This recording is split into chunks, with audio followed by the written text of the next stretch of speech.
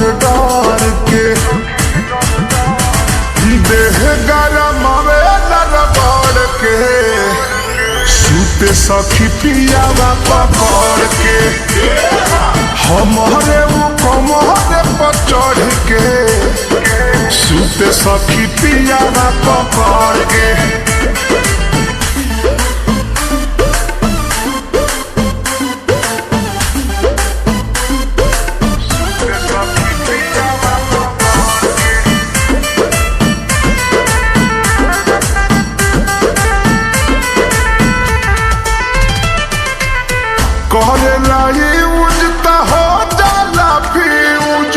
राती के मोर दुनो बल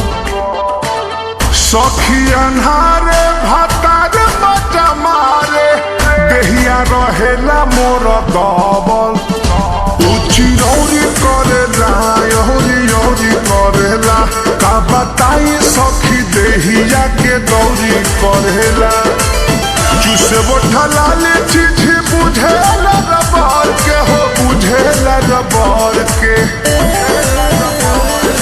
देह गरम रगड़ के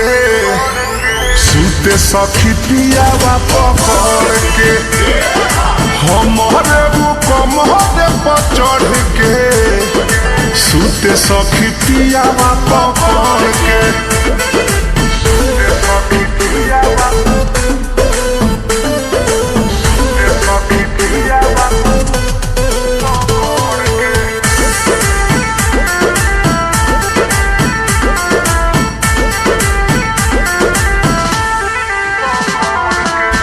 काटेला दांते उगाल दोनों साथे फूलेला जैसे फूल गेना चूहे पसेना डोलाई ले बेना भइल बा लगन के छेना रतिये में मांगे प्रमोद जैसे सखी चिपकल रहे बुत गोद जैसे करेला प्यार सखी पलंग पसर के हो पलंग पसर के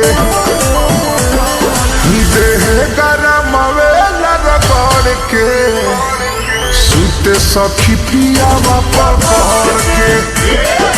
हमारे वो कमरे पर चढ़ के सूते सखी पियावा पकड़